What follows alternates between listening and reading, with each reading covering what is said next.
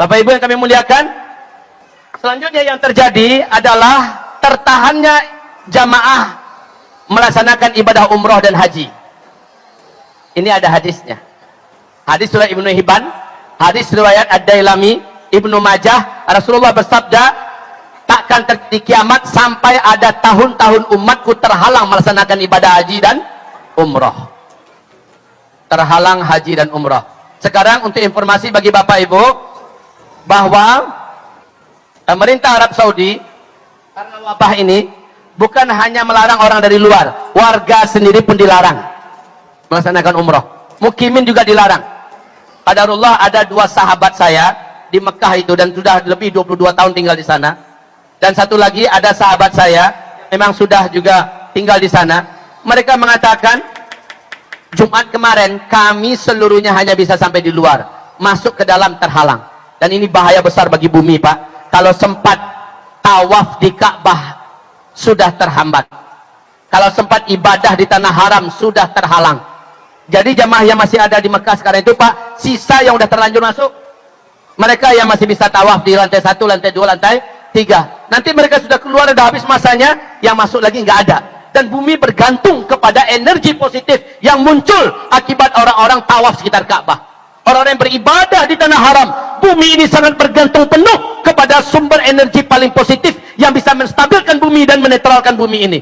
Tapi ketika orang-orang terhalang beribadah ke sana, maknanya hawa hitam yang menguap ke permukaan, yang menimbulkan kutukan bumi dan kemarahan laut, yang kemarahan udara dan langit, Bapak Ibu, karena dosa-dosa yang dibuat manusia, maka ini takkan ada penetralnya lagi. Penetralnya adalah amal soleh yang dibuat orang-orang beriman sekitar Masjidil Haram, dan itu terhalang sekarang. Maka bumi akan labil dan bencana-bencana dahsyat akan terjadi.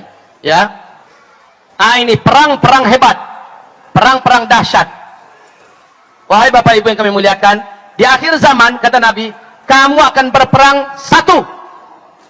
Wa tuqatilunal hinda, kamu akan berperang melawan India, kata Rasulullah sallallahu alaihi wasallam. Perang melawan. Sekarang India cari gara-gara. Mereka bantai-bantai umat Islam. Padahal harusnya kesepakatannya April baru mulai dilaksanakan undang-undang yang sudah resmi oleh pemerintahan India. Tapi dari sekarang mereka sudah mulai membabi buta dan menghancurkan masjid-masjid, ya, membuldozer rumah-rumah ibadah umat Islam dan membakar rumah-rumah, membakar pasar-pasar, membunuh umat Islam. Mereka sudah mulai cari gara-gara. Sehingga ulama-ulama dunia, bahkan ulama besar sekelas Zakir Naik mengumumkan jihad menuju India. Masya Allah. Rasul berkata, siapa yang berperang nanti di India, lalu mereka terbunuh, mereka akan syahid dan mereka masuk surga tanpa hisab. Seandainya ada yang berminat, nanti terbuka pintunya umpama, jangan sampai Bapak tidak termasuk di antara mereka. Karena ini yang terdekat, Pak. India paling dekat dengan kita. India yang ada di Indonesia ini, kalau seandainya kejahatan di India sana kepada umat Islam masih berlanjut, mereka tak layak juga ada di Indonesia. Setuju? Kita tak rela bumi Indonesia ini dipijak oleh orang-orang yang membantai umat Islam di India. Berikutnya, di akhir zaman kata Rasulullah, kamu akan berperang di Syam melawan musuh-musuh Allah. Syam itu Palestina melawan Yahudi. Ya, ini dia Syam. 1, Palestina melawan Yahudi. 2, Suriah melawan Syiah. Ya. Siapa yang terbunuh di antara mereka, mereka syahid dan mereka masuk surga tanpa hisab. Demikian Rasulullah SAW bersabda. Dan perang besar ketiga, yaitu kamu akan berperang melawan suatu bangsa, matanya sipit, hidungnya sepet. Sepet apa? Nauzubillah. Apa nama? Pesek. Hidung mereka pesek, mata mereka sipit. Ya. Kemudian warna kulit mereka putih pucat dan ada kemerah-merahannya. Nabi mengatakan demikian. Berarti ini adalah, kemudian di sini nanti akan terjadi, tak lama kemudian akan terjadi PD3, perang dunia ketiga. Kemudian terjadi berikutnya perang Armageddon atau Malhamah Al-Kubra. Ya. Di masa-masa ini terjadi perang Al-Malhamah Al-Kubra. La haula wala quwata illa billah. Perang. Ini adalah perang-perang yang mengerikan. Kemudian terjadilah pembunuhan seorang lelaki yang paling terkenal di dunia, paling dicintai orang-orang beriman. Kematiannya dengan cara dibunuh. Marah orang-orang beriman satu bumi. Marah seluruh malaikat yang ada di langit. dan Allah menghibur setelah matinya laki-laki yang beriman ini. Allah, Rasulullah menyebutkan nafsun zakiyah, lelaki yang memiliki jiwa yang mulia, dia mati dengan cara dibunuh. Langsung dihibur oleh Allah, terdengarlah kabar Al-Mahdi di baiat di depan Ka'bah. Dan memang Al-Mahdi nanti, oh ya ini belum saya sebutkan, gempa-gempa dahsyat, gempa-gempa di Mekah, Madinah, ya, gempa-gempa dan bencana-bencana alam di seluruh bumi, dan bencana-bencana alam di seluruh bumi, ya. Jika ini sudah terjadi, Al-Mahdi akan dibaiat, ya. Siapa Al-Mahdi? Siapa Al-Mahdi? Pimpinan tertinggi umat Islam di akhir zaman yang menjadi penawar bumi ini. Dia keturunan kandung Rasulullah SAW dari Hasan bin Ali. Dia nanti dibaiat di depan Ka'bah. Ciri-ciri kemunculannya adalah seorang lelaki dikejar-kejar dari Damaskus, dan dia ada di Madinah saat itu. Dia lari ke Mekah. Yang mengejar sampai di Madinah dan terus menuju ke Mekah mengejar laki-laki tersebut. Yang mengejar sampai di kota Al-Baida, sebuah kota kecil perbatasan Mekah Madinah. Saat mereka di Al-Baida, Allah gempakan Al-Baida, terbelahlah tanah di kota Al-Baida. Seluruh kota, bangunan, toko, penduduk, masyarakat, dan yang mengejar tenggelam di Al-Baida. Maka laki-laki yang dikejar yang sudah masuk Mekah itulah Al-Mahdi. Itu cirinya. Kalau bukan itu cirinya, berarti bukan Al-Mahdi itu. Yang ngaku, akulah Al-Mahdi, akulah Al-Mahdi, jangan terima. Al-Mahdi itu nggak ngaku-ngaku, tapi dia nanti dikejar-kejar untuk dibunuh. Baik Bapak Ibu yang kami muliakan, baru setelah itu terjadilah hantaman meteor. Hantaman meteor. Ini yang menimbulkan dukhan. Baik Bapak Ibu sudah dengar ini, kabar-kabar yang akan menimpa, yang akan terjadi.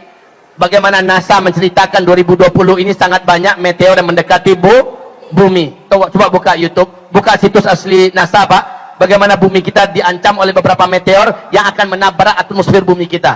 Tidak tahulah, karena di dalam 5 surat, surat Al-Mulk, surat At-Tur, surat Al-Hadid, surat Ad-Dukhan, ya, Allah menceritakan hantaman meteor.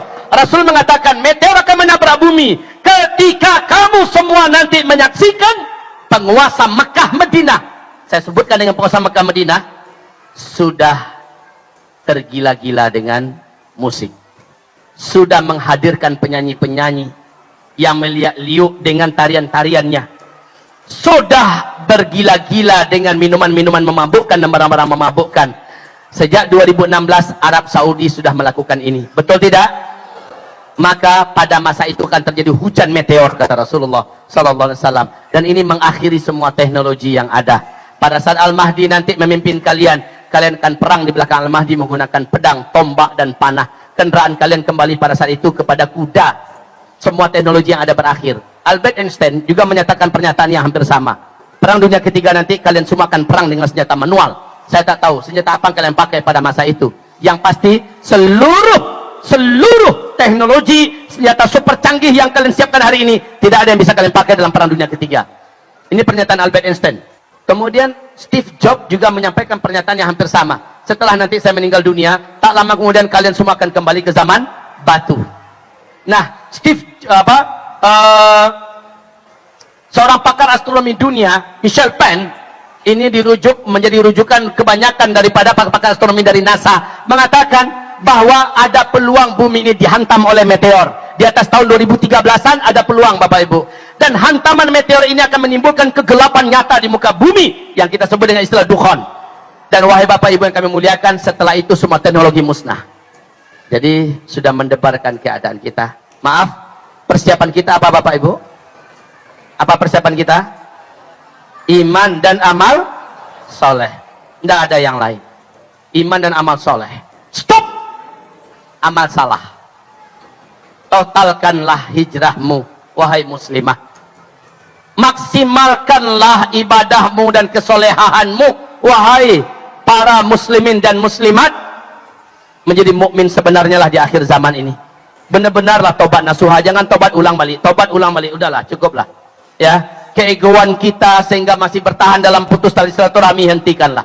Nafsu yang tamak sehingga kita masih minjam-minjam duit dari riba, stop, cukup. Ya.